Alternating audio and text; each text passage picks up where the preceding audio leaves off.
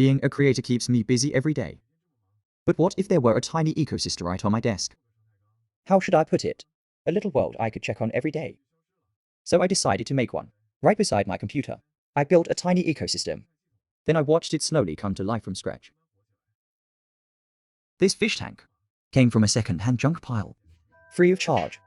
So I thought, if I cut it down the middle and turn it into a low desktop tank, the result should look amazing. Use a glass cutting tool. Score a line first, then snap it apart. Sounds simple, right? That sound is awful, I know. And doing this without gloves really does feel dangerous. I didn't mean to cut it this short. But then, things went wrong. I made a pretty dumb mistake. The moment I lost focus, the cutter jammed against the tank wall. The glass took stress it shouldn't have. I tapped along the scored line. Then it cracked right where it should not. So I used a spare piece to replace it. I don't even know where that clever idea came from. Oh. Carefully set this piece in place. Now cut away the old silicone. Clean it up. Cleaning this took 3 whole hours. See this hole? It used to be the drain outlet. Time to make it disappear. I learned this trick from experienced tank builders. Apply tape first. The tape keeps the silicone line straight. Looks promising.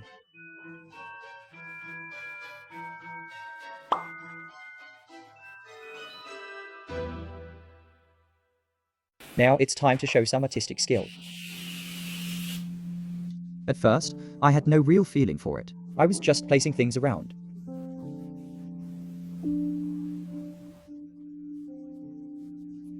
But after a while, I slowly figured it out. A slope makes it look better than a flat layout. And since I view it from the front, the slope needs to face me. That gives the best perspective.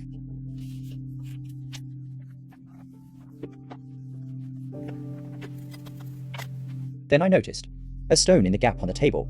It somehow matched the layout perfectly. A lucky random piece. Once I put it in, I thought, this is really nice. Put the taller side toward the back so it doesn't block the view. Break off a few small branches, as if they hang from higher ground, like roots reaching naturally into theater. Pile a small island in the center. Let just a bit rise above the surface. It can be viewed from 3 angles.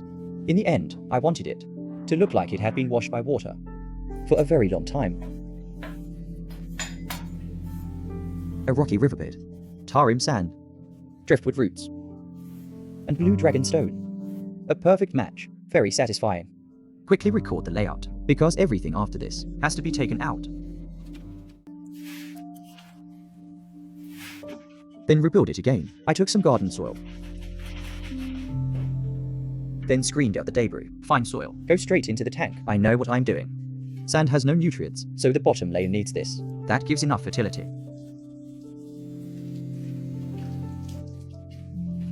Add water. Make it into mud. Level it out.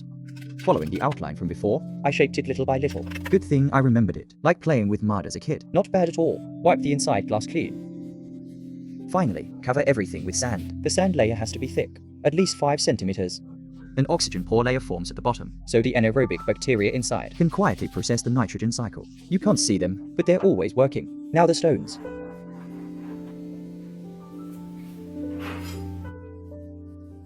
Go back into position. Seal it tightly. Leave no gaps exposed. Add water. I pour the water onto the stones, so the substrate I just made doesn't get washed away.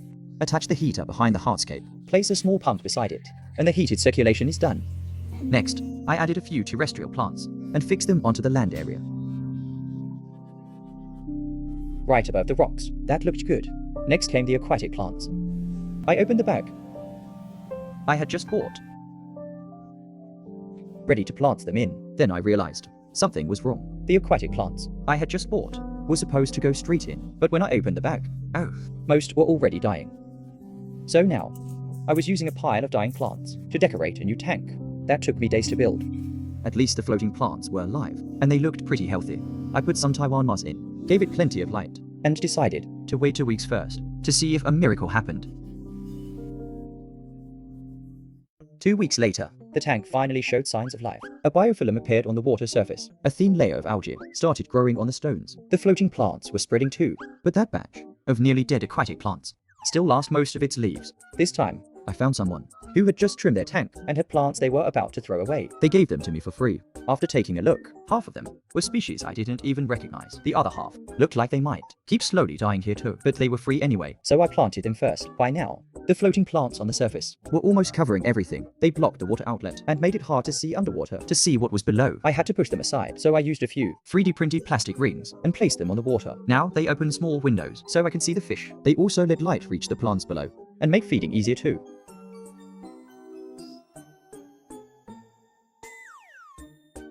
The land plants slowly adapted. To the waterside environment, Old leaves fell one by one. I didn't need to remove them. I just let the system. digest and recycle them on its own. Once the plant stabilized, I started adding livestock to the tank. The first one to move in, Was a small goby from another tank. it entered its new home very cautiously. It stayed close to the stone wall, moved a little, then paused. Looking around, it looked like an intern. On the first day at a new company, but It had plenty of time to settle in. so I let it be. On the glass, on the sand, And in every corner, tiny signs of life began to appear. Copepods, snails, and tiny little creatures that came in with the free plants were quietly expanding their territory. Then I added a few more gobies, this batch of fish. mostly hid under the rocks. They only came out when hungry. I wasn't in a hurry to add more fish. Too many at once could break the ecological balance, so I let the tank run by itself. For almost a month, After that, I added more than a dozen guppies. The floating plant's roots, had grown to dense. so I removed most of them to give the guppies more room to swim. With the new fish added, The gobies also became braver. they started coming out more often, instead of hiding all day. Guppies really are bold fish. In short, If they can eat it, they'll grab it. When I dropped food into the tank, before the gobies even reacted, the guppies had already rushed in. later, I fed bloodworms separately, or trained them to eat from my hand.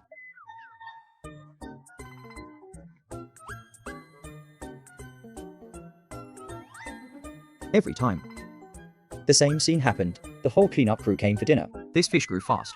squeezing in and eating a lot. Over time, you could see it getting bigger. And those pregnant guppy mothers, Spent all day around the tank corners, waiting for dinner.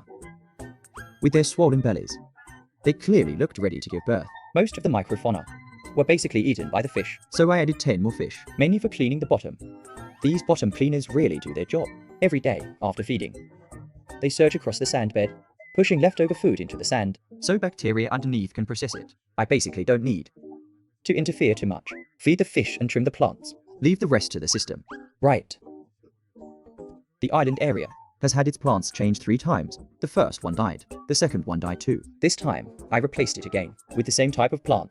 I'm feeling optimistic. Third time should be the charm, right? That monstera plant finally turned around. One big leaf dropped. But closer to the water, a new leaf but appeared. It changed its way of living. But one resident Was different. it especially liked. One leaf among the aquatic plants. Whenever it had nothing to do, it climbed up. Then lay there for hours. It rested in its own little hammock, watching guppies grab food and gobies wander around. It looks completely relaxed, I don't know why it does this. but the way it lies there is honestly adorable.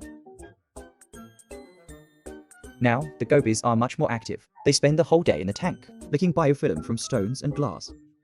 Sometimes they stop and stare at you. One even moved in. Beside the hammock fish.